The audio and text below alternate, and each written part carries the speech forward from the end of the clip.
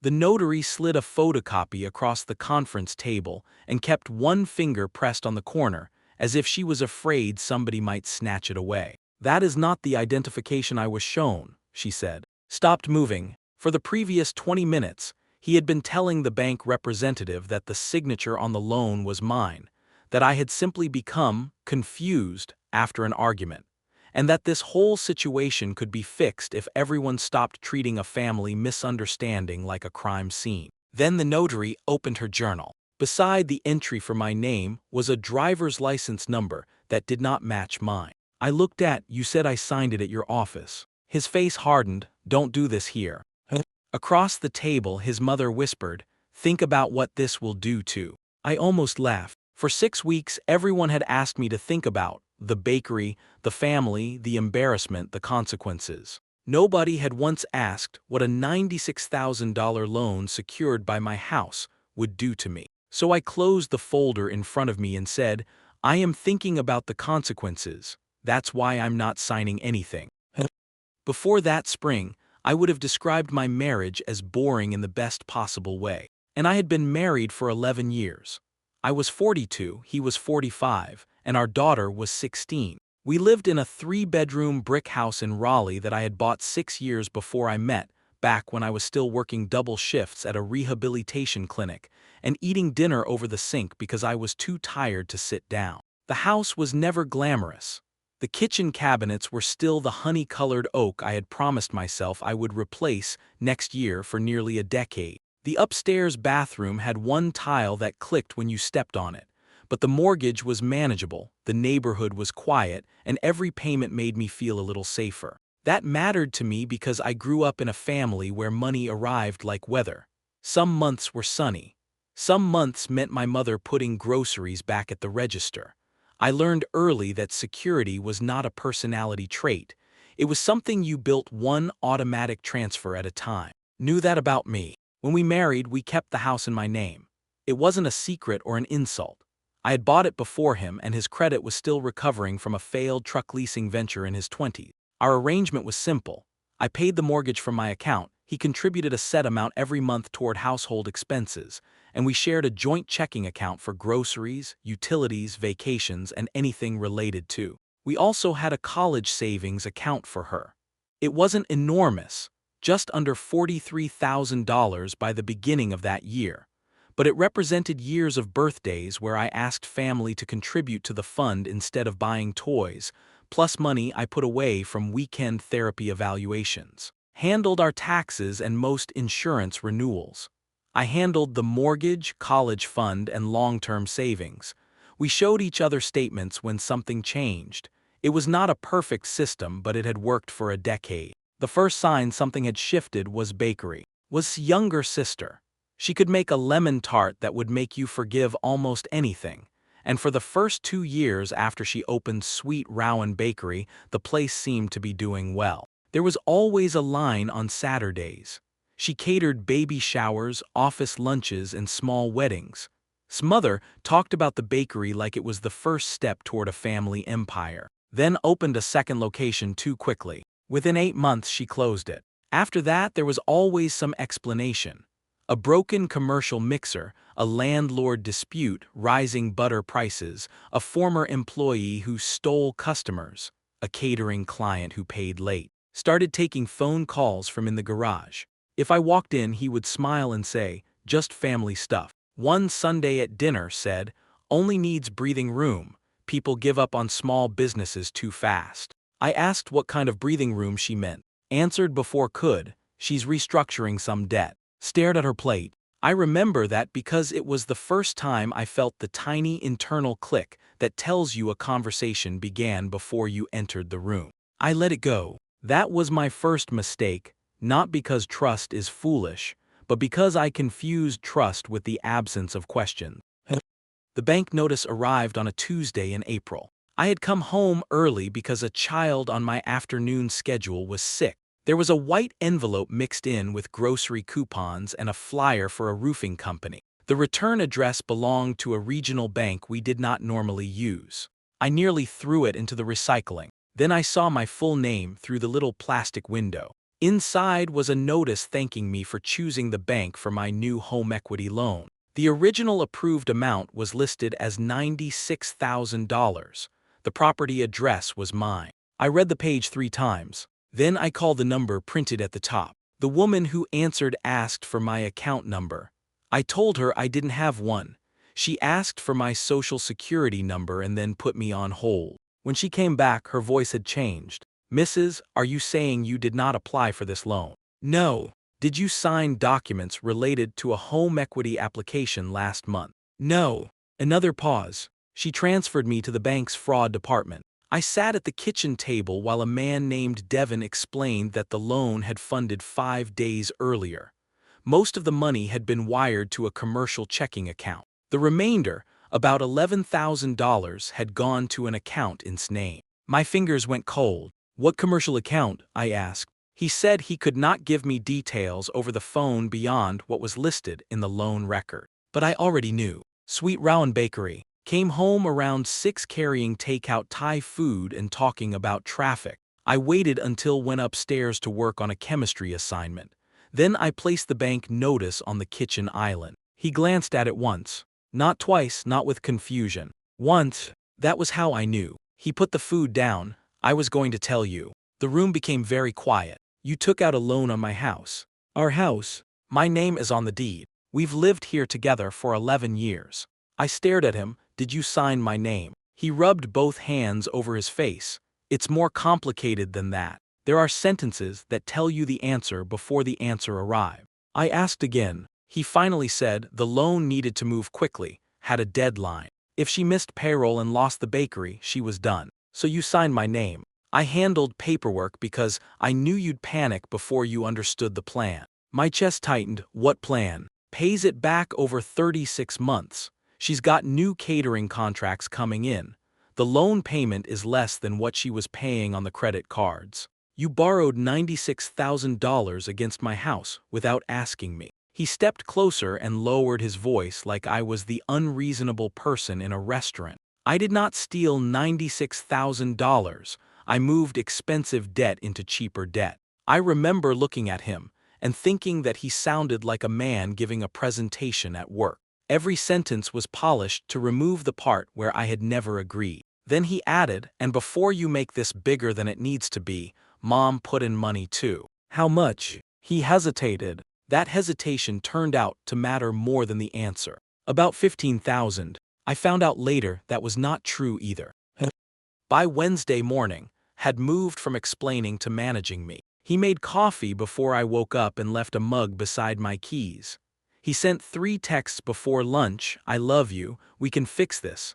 Please don't talk to anyone until we talk tonight." That last message was the one that made me call. And I had been friends since graduate school. She was an accountant, the kind of person who could look at a stack of messy statements and calmly turn panic into columns. I did not ask her for legal advice.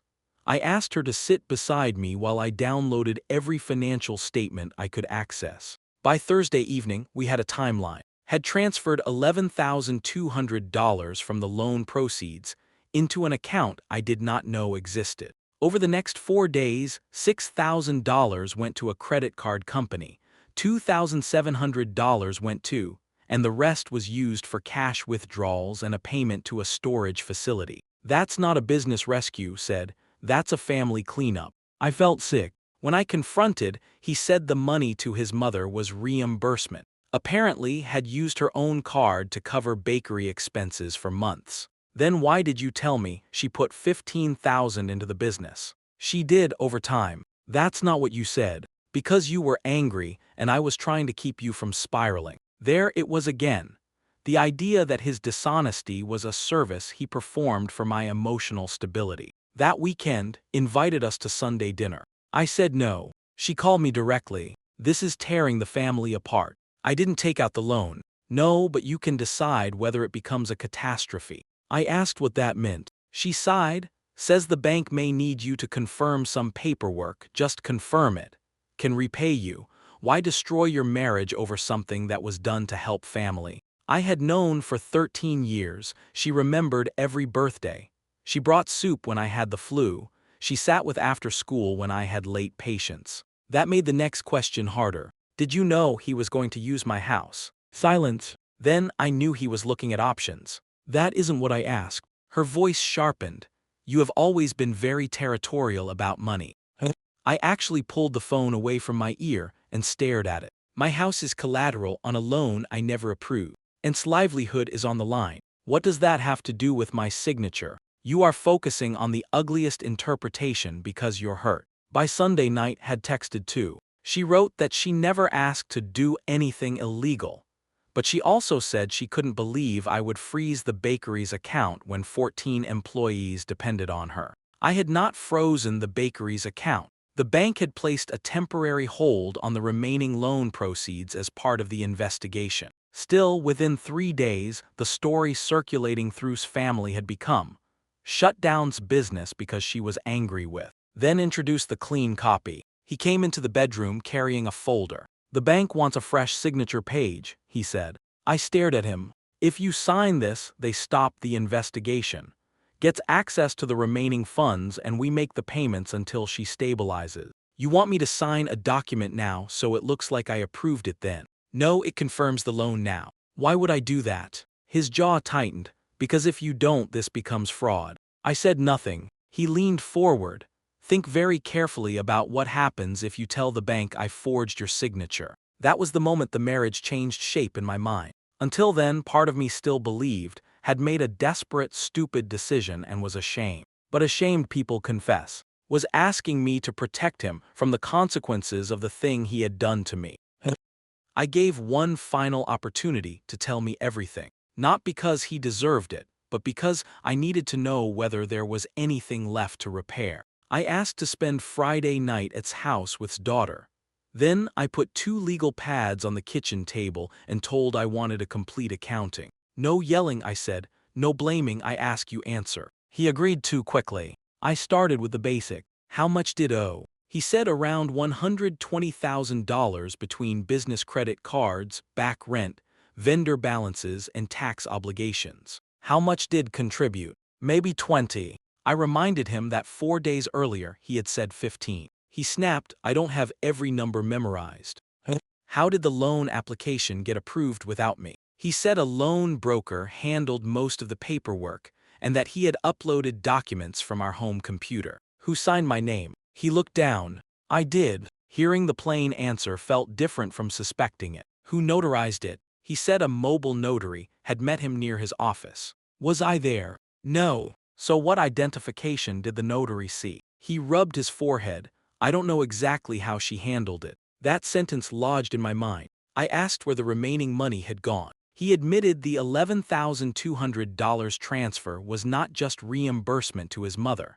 Some had covered a personal credit card had used for the bakery. Some covered a storage unit filled with equipment from the failed second location. The $6,000 credit card payment was his own card. What did you buy? I asked. He said things for the business. I asked for the statements. He refused. At 10:15 that night, after nearly 2 hours, I made him an offer. If you send me every statement, every email with the broker, and every document you submitted, and if you tell the bank the truth yourself on Monday, I will agree to pause any decision about our marriage until we understand what happens next. Stared at me as if I had offered him a prison sentence. You want me to volunteer information that could destroy my career. I want you to tell the truth about using my name. You don't understand how these things work. Then explain it. He stood up. This is exactly why I didn't tell you. You make everything absolute. I stayed seated.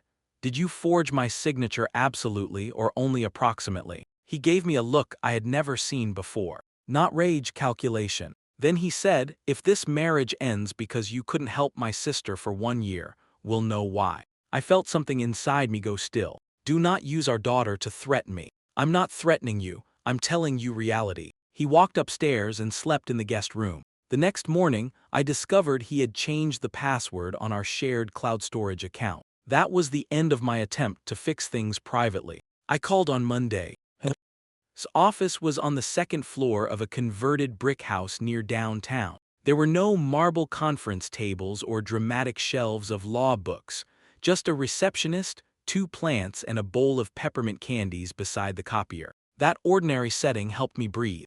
I brought everything and I had organized. Bank notices, screenshots of texts, the timeline of transfers, tax returns, the deed to the house, and copies of our household statements. Listened without interrupting. When I finished, she said, "We separate 3 questions. What happened with the loan? What needs to happen to protect the property?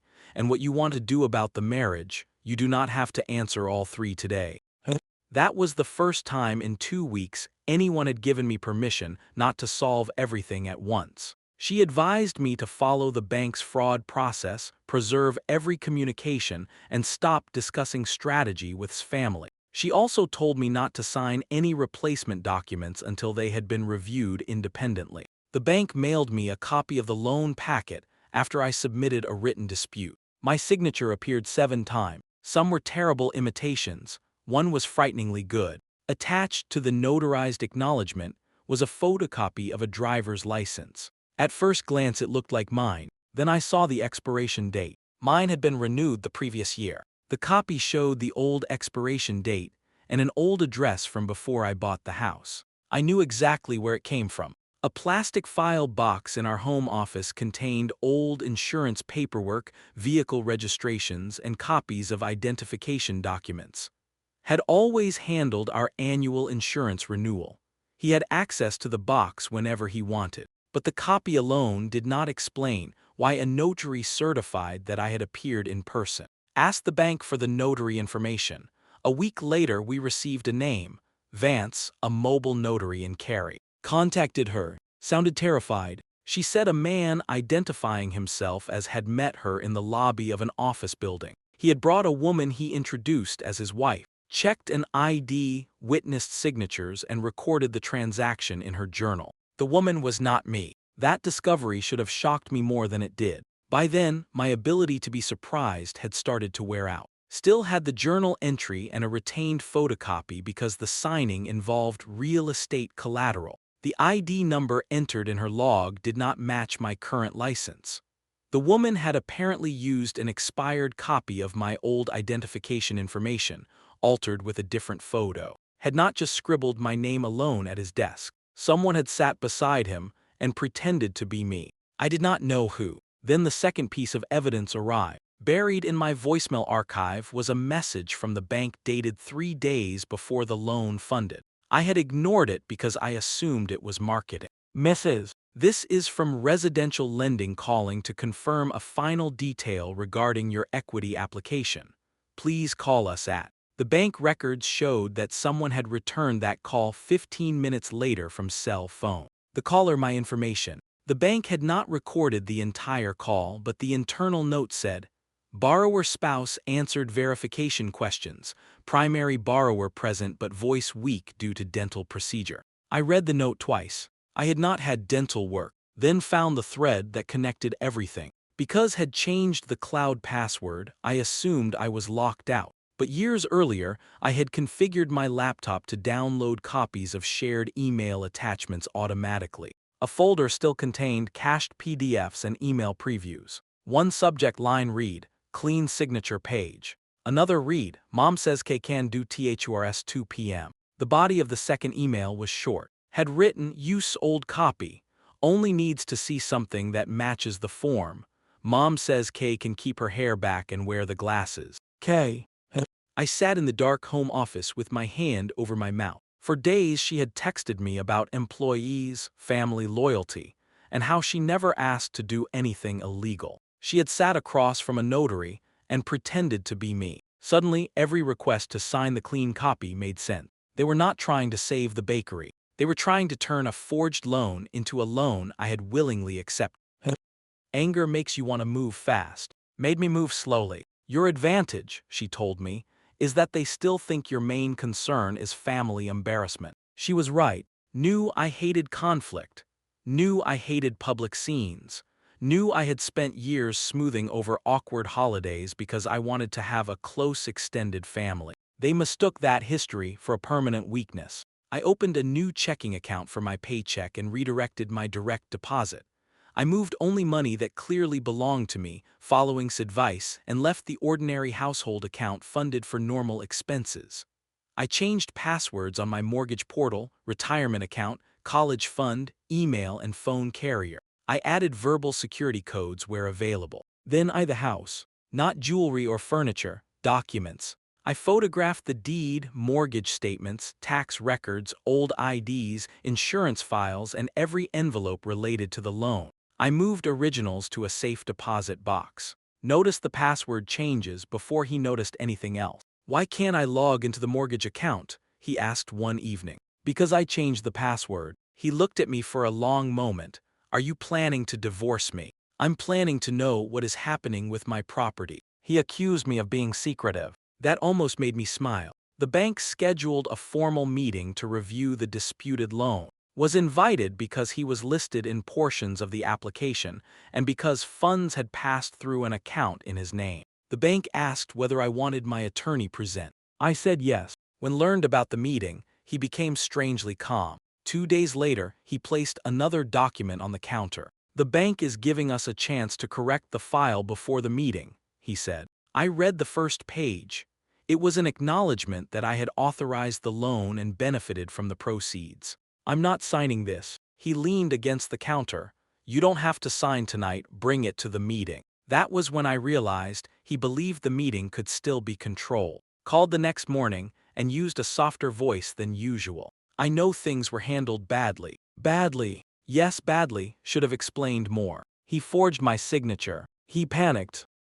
Impersonated me. There was a pause. I wasn't there. I had not told her what the email said. "Interesting," she continued, "was trying to keep people employed.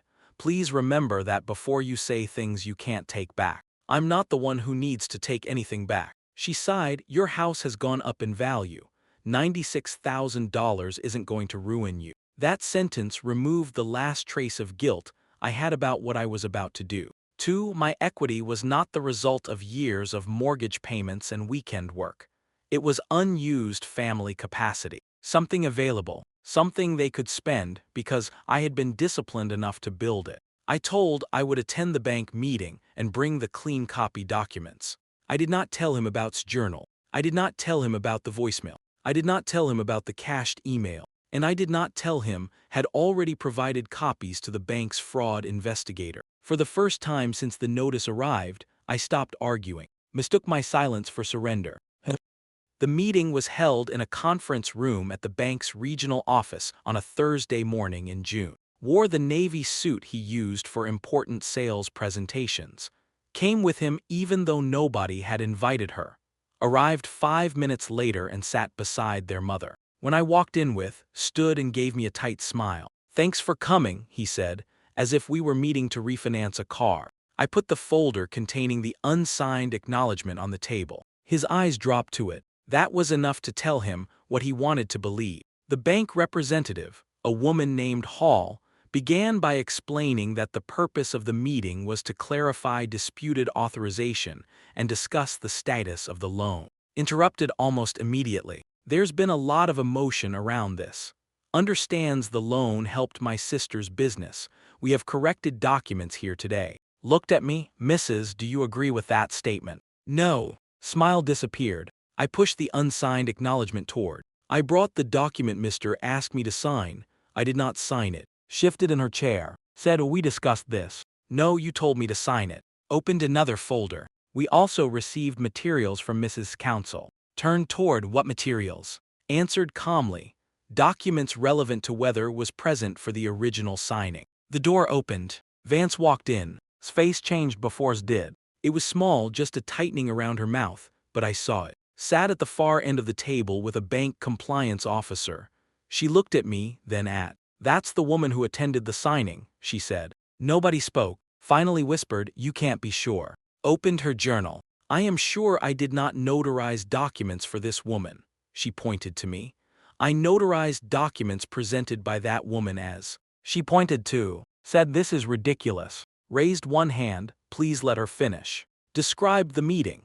With her hair pulled back, glasses, an identification card containing my name and signatures made in front of her. Leaned back and crossed his arms. "It sounds like the notary failed to verify identification properly." It was an astonishing sentence. Not because it was clever, but because even then he was looking for the nearest person to blame. Place the bank verification note on the table. Mr. Our record also states that a verification call was returned from your phone. Said he often called banks for me. The note says was present but unable to speak normally due to a dental procedure. His eyes flicked toward me. I said I did not have a dental procedure. Whispered, told me the paperwork was basically approved. He turned on her instantly. Don't. That one word did more damage than a 10-minute argument. Continued. We also have an email concerning the signing. Slid the printed copy across the table. Mom says Kay can do 2 p.m. You sold copy. Mom says Kay can keep her hair back and wear the glasses. His face went pale. That email doesn't prove I knew what he meant. I looked at her. You called me territorial about money before I knew had impersonated me. I was trying to keep this family together. No, you were trying to keep the loan together. Pushed his chair back. This is insane. Was going to lose her business. I made a bad call. Would have said no without looking at the numbers. I nodded, you're right. Everyone looked at me. I would have said no. Spread his hands as if I had finally proven his point. Then I continued. And that is why you didn't ask. He froze. For weeks he had said he hid the truth because I was emotional, rigid, territorial, afraid, or incapable of understanding the plan. But the simplest explanation was the real one. He knew my answer. He just believed his need for my asset mattered more than my right to refuse. Said the bank would maintain the fraud hold and continue its investigation. The disputed loan would not be corrected by my signature because I was not authorizing it. Any recovery, rescission, or liability decisions would proceed through the bank's formal process and counsel. Started crying. Not loudly, she just covered her mouth and stared at the table. I'm going to lose the bakery, she said. I felt something painful move through me because I had once loved that bakery. I had helped paint the first location. Had folded pastry boxes there when she was 12. But I said the bakery was already in trouble before my house became the plan. He looked at his mother, looked at me, and for the first time, nobody had a version of the story in which I was responsible. The most satisfying part was not watching panic. It was realizing I no longer had to. For years, whenever his family had a crisis, became the fixer and I became the stabilizer. He promised solutions. I absorbed the consequences. If he lent money, I adjusted our vacation budget. If needed a new water heater, we delayed replacing our car. If's first bakery location needed help repainting, I spent a weekend there with a roller in my hand. None of those things had felt like betrayal because I had agreed to them. Consent was the difference they kept trying to erase. The bank investigation took several weeks. I will not pretend it ended with one dramatic phone call and handcuffs in a parking lot. Real financial disputes are slower and more boring than that. But boring turned out to be powerful. The remaining loan funds stayed frozen. The bank reversed the unfunded portion and began working through its process regarding the amount already dispersed. His bakery lost access to the money she had expected to use for rent and suppliers. She negotiated directly with creditors and eventually closed the storefront at the end of July. She blamed me publicly for about 2 weeks. Then one of her former employees posted that payroll had been late before the loan ever existed. After that, the family story became harder to maintain. Stopped calling me. Did not. At first he apologized in carefully measured pieces. I'm sorry I put you in this position. Then, I'm sorry I didn't trust you enough to explain everything. Then, I'm sorry I panicked. I waited for the sentence I needed. It never came. I'm sorry I used your identity after I knew you would say no. Instead, every apology made the forgery sound like a weather event. Something that happened around him. So I filed for separation. That shocked him more than the bank meeting. You're ending 11 years over one financial mistake, he asked. No, I'm ending 11 years because you planned around my refusal, recruited your sister to impersonate me, let your mother pressure me, and then asked me to legalize it afterward. He stared at me. When you say it like that, of course it sounds terrible. I almost laughed. How would you like me to say it? He had no answer. Because the home predated our marriage and the ownership history was documented, focused on protecting the property and untangling our shared finances rather than turning the separation into a performance. I followed professional advice, kept records, and stopped debating every accusation. The college fund remained intact. That mattered to me almost as much as the house. Had not taken money from it, but once I understood what he was capable of doing under pressure, I changed the access arrangements so withdrawals could not happen through the same casual household routines we had used before. Knew something serious had happened, but I refused to make her the judge of her father. I told her, "Your dad and I have a financial and trust problem that adults are handling. You do not have to pick a side." A month later, told her more than I wanted him to. He framed it as an attempt to help aunt that went too far. Came home from dinner with him and sat beside me on the couch. "Did he sign your name?" she asked. I could have protected him again. I did not. "Yes." "Did aunt pretend to be you?" "Yes." She was quiet for a long time. Then she said, "That's not going too far. That's deciding for you." 16 years old, and she understood the part 3 adults had spent weeks pretending not to understand. The revenge was not taking money. It was not humiliating at Thanksgiving or sending the email to every relative. It was removing my labor, my silence, my credit, my house, and my willingness to rescue them from the consequences of their own choices. Once I did that, the entire system they had built around me stopped working. 6 months later, the house was quieter than it had been in years. At first I hated that quiet. Had moved into a furnished apartment across town during the separation. Split time according to a schedule we created with her school commitments in mind. On the nights she was with him, I would walk into the kitchen after work and instinctively expect to hear his sports podcast or the sound of him opening cabinets looking for snacks. Instead, there was the refrigerator hum and the click of that loose upstairs tile when I went to bed. I learned that peace and loneliness can sound almost identical at first. The disputed loan was eventually removed from my responsibility after the bank completed its investigation and documentation process. The resolution was not cinematic. There were letters, calls, forms, sworn statements, and more waiting than I thought possible. But the lien tied to the unauthorized loan did not remain as a debt I had knowingly accepted. That was enough. Closed Sweet Rowan's storefront but continued taking small custom orders from a rented commercial kitchen. She sent me one email about 4 months after the meeting. The subject line was simply, "I'm sorry." She wrote that had told her I would eventually agree to the loan and that the signing was a temporary workaround. She admitted she knew pretending to be me was wrong. She said she had convinced herself the bakery's survival made it less wrong. I read the email twice. Then I replied with 3 sentences. "Thank you for acknowledging what you did. I hope you rebuild your business without using anyone else's identity or property. I am not ready to have a relationship with you." I did not add maybe someday. For most of my life, I had softened boundaries with future possibilities so the other person would not feel rejected. I was learning to let a complete sentence be complete. Never apologized. She sent birthday cards and occasionally asked to tell me she hoped I was doing well. According to, she still believed the situation could have been resolved privately if I had been more flexible. I stopped needing her to understand, and I eventually decided to divorce. I wish I could say he transformed and gave me one perfect apology before the papers were final. He did not. He improved around the edges. He stopped calling the forgery a misunderstanding. He admitted he had known I would refuse. He admitted he thought saving would make the method seem justified later. But he still struggled with the fact that I had not rescued him once everything collapsed. During one of our last conversations about the marriage, he said, "I thought once you saw I was trying to help my family, you'd understand." I said I was your family too. That was the closest we came to a final explanation. The strange part is that I did understand him. Had spent his whole adult life being rewarded for solving problems.